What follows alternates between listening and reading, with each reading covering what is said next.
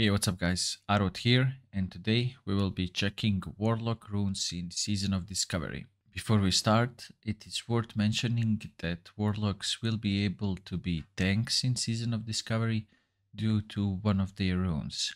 It's called Metamorphosis, but we will talk about it more later on. First one we have is Lake of Fire. Rain of Fire also leaves a lake of fire on the ground that increases all fire damage you deal and your demon pet deals to affected enemies by 40% for 15 seconds. This is your AoE boosting ability, mainly will be used by Destruction Warlock. Master Channeler, your drain life is no longer channeled, lasts 15 seconds with a 15 seconds cooldown, costs 100% more mana and heals you for 50% more each time it deals damage. I'm not sure how exactly it will work. It sounds like it will be turned into a dot. It depends if it will be dispellable or not. So I see this very useful in few different situations. One of them would be leveling, especially in hardcore if we ever get hardcore Season of Discovery. Second would be PvP, just in general in PvP. I mean, getting 50% more heals and it's no longer channeled. It sounds really good. And then, as I mentioned earlier, since Warlocks can be tanks now, this looks like a really decent tank rune because it's just a self-heal that's instant. So pretty good for tanking, I would say. Next one, we have Soul Siphon. Increases the amount drained by your drain life and drain soul spells by an additional 6% for each of your Warlock shadow effects afflicting the target, up to a maximum of 80% of additional effects. Usually, talents or spells like this were mainly something for Affliction Warlocks, so I would say in this case it would be similar. This is your typical damaging rune, I would say, even though that the application of drain life is increased as well. This will be mainly be used for DPS, since you will be dotting bosses up or mobs in the dungeon, and then when you either use drain life or drain soul, you will be doing more damage, not only the healing. So I feel like this will be just your general DPS runes for Affliction Warlocks primarily. Demonic Tactics increases the melee and spell critical strike chance of you and your pet by 10%. Your regular Demonology rune. Nothing fun or interesting about this one, it's just a damage increase. Moving on to Legs runes. First one, Everlasting Affliction. Most of your abilities like Drain Life, Drain Soul, Shadow Bolt, Shadow Cleave, Searing Pain, Incinerate and Haunt refresh the duration of the corruption on your target. This is just a regular Affliction Warlock rune. I believe that once it was introduced in one of the expansions, maybe Wrath of the Lich King or something like that, I can't really recall.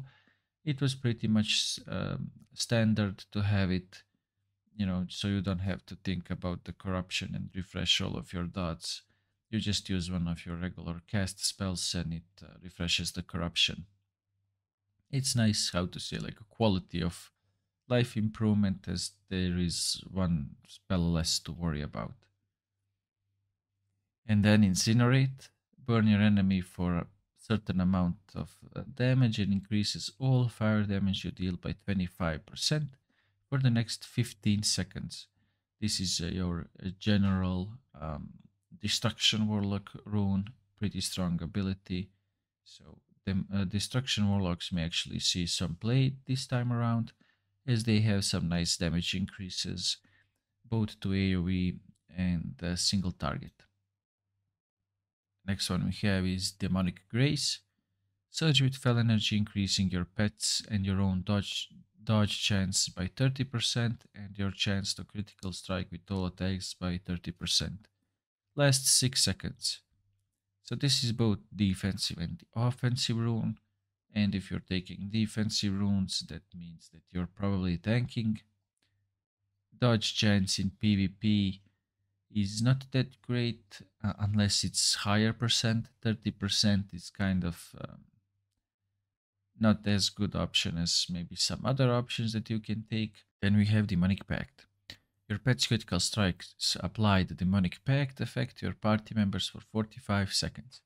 Demonic Pact increases spell damage and healing by 10% of your spell damage, and does not work on subjugated demons. This will be most likely a rune that will be used by, I want to say, tanking warlocks, but it may actually be used by any kind of warlock in dungeons and raid environments because it is just nice AoE, not AoE, but buff to your party and raid members. Early, up to level 25 cap that we will have on the release, it may not be that useful because you won't have a lot of spell damage. Usually you don't have that much spell damage early game. You only start getting it at like level 60 with some nice items.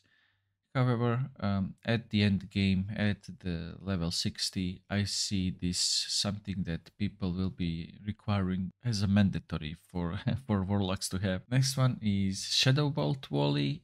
Gain the Shadow Bolt Volley ability. Your Shadow Bolt now strikes up to 5 targets within a chain distance of 10 yards, but for 20 reduced damage. This is just a AoE ability for Affliction Warlocks. Affliction Warlocks are the ones that mainly use Shadow Bolt. You can also have it instant proc, so just something to help Affliction Warlocks with their AoE. Now, the really interesting and fun ones. Not that previous runes were not that fun, but these are just, in my opinion, on their own level. Metamorphosis. Transforms into a demon, increasing armor by 500%, reducing the chance you'll be critical hit by 6%, increasing your threat by 100%, increasing mana gained from life theft by 100%, transforming the functionality of some of your abilities, and granting some new abilities. Searing Pain, now instant cast.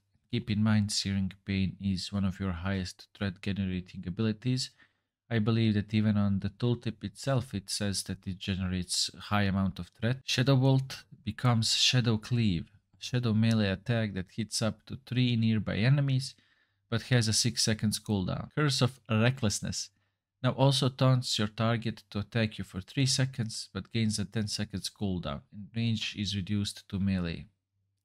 So as you can see, this is your tanking rune. This is what makes Warlocks tanks, and it will probably be used mainly by Demonology Warlocks in my opinion, because Demonology Warlocks, they have that soul link, they have those nice defensive options, so it makes sense that they will be tanks. They also buff their pets, so together with their pet they will be, in my opinion, option for tanking warlocks.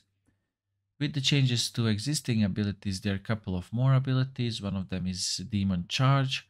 Charge an enemy and stun it for 1 second. Cannot be used in combat.